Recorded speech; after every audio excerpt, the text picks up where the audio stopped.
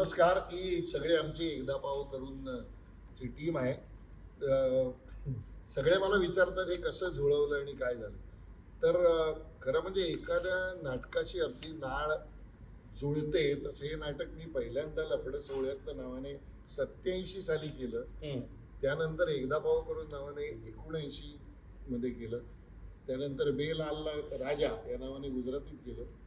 त्यानंतर मग त्याचं दोनदा रिवायवल झालं. तर हे आता पुन्हा एकदा रिवायवल आहे.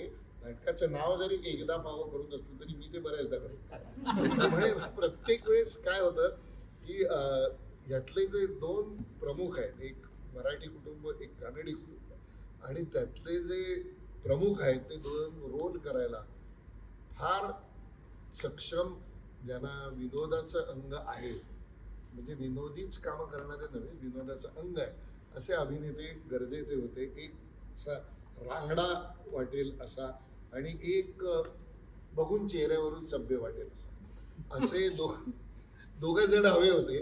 तर त्यामुळे वैभव आणि आनंद ही टीम एकत्र जमली. त्यानंतर भार्गवी माझ्याबरोबर पहिल्यांदा काम करते, तर त्याची बबनरावाची बायको म्हणून भार्गवी. मग एक ढालगज वाटेल पण नाही आहे अशी नेहा कुलकर्णी वैभवच्या बायकोच्या कामात. आणि बाकी सगळी मंडळी जी आहेत ती मला येऊन भेटली, आम्हाला काम करायचं. म्हणजे ही जी सगळी टीम आहे हे नव्या आणि जुन्याचं मिश्रण आहे. तर त्यामुळे आम्हाला नाटक करायला मला तरी फार मजा आली. आणि मुळात रत्नाकर मतकरींनी ते इतकं धमाल लिहिलं आहे.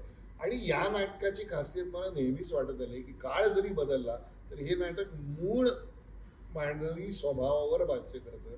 त्यासाठी हे नाटक परत परत करून बघावं असं वाटतं. म्हणून हा एक प्रयत्न. आणि म्हणजे अस्माई थिएटरचे अजय विचारे आणि त्यांच्याबरोबर श्रीकांत तटकरे, मंगल भिंगरे असे 3 निर्माते तयार झाले.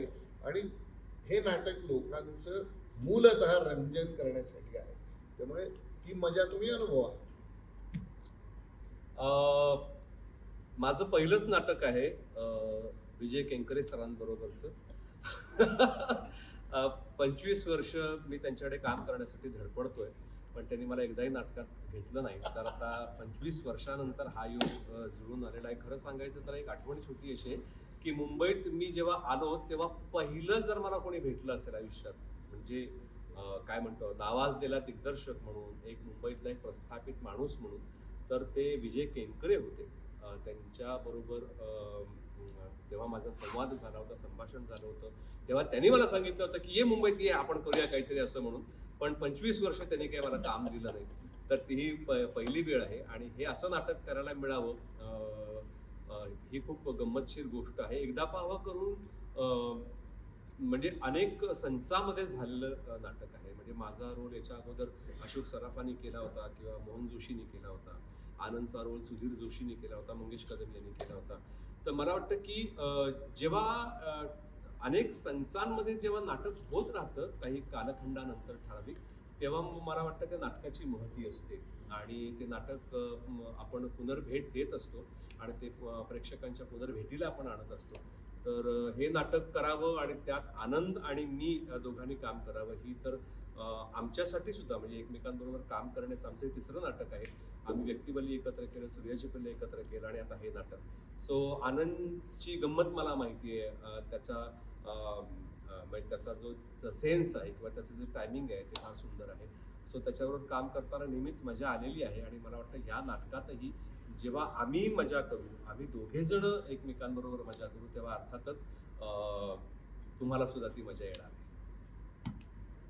अगदी खरं. मला तेच वाटतं की आता वैभव म्हणाल तसं तुझं अजून एक नाटक राहिलं आपलं, एकांकिका आम्ही एकत्र केली होती.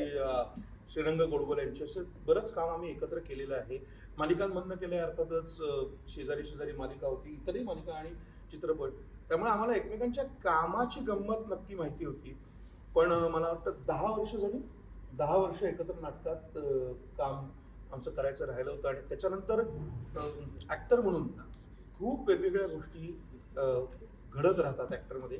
आता 10 वर्षानंतर पुन्हा एकदा माझ्यातल्या ॲक्टरमध्ये काय फरक पडलाय, त्याच्यातल्या ॲक्टरमध्ये काय फरक पडलाय, या सगळ्याची गंमत घ्यायला आता फार मजा येते आहे. आणि विजय सरांबरोबर जसं हा म्हणलं त्याचं पहिलं नाटक आहे, पण माझं 6वं नाटक आहे. त्यामुळे विजय सरांना डेफिनेटली माहिती आहे की काय करू शकतो किंवा काय करू शकत नाही. या दोन्ही गोष्टींपैकी मजा आहे. भार्गवी बरोबरचं माझं पहिलं नाटक आहे. बहुतेक बाकी सगळ्यांबरोबरचं पहिलं नाटक आहे. निर्माता म्हणून माझ्या बरोबरचं पहिलं नाटक आहे. मी हे सांगायला मला नक्की आवडेल, आता जसं विजय सर म्हणाले की एक नव्या जुन्याचा मेळ असतो, पण ह्या सगळ्यांकडनं खूप जास्त शिकायला मिळतो. मी मगाशी पण कोणाला तरी सांगत होतो की त्याच पद्धतीचं काम जर करत राहिलं तर एका पॉईंट नंतर आपण डेटेड होतो, पण काम सतत अपडेट करत राहणं ही जी गंमत आहे ही या सगळ्या तरुण मुलांमुळेच येते. आणि त्यांच्या टायमिंगमध्ये काय फरक आहे, त्यांच्या टायमिंगमध्ये काय गंमत आहे, त्याच्याप्रमाणे आपण कसं ॲडजस्ट होऊ शकू, या सगळ्या गमती जमतीमध्ये नट म्हणून या प्रोसेसमध्ये काम करताना फार मजा येते. आणि असं वाटतंय की हीच मजा प्रेक्षकांनाही पोचावी, प्रेक्षकांपर्यंत पोचावी, प्रेक्षकांनाही तेवढाच आनंद मिळावा.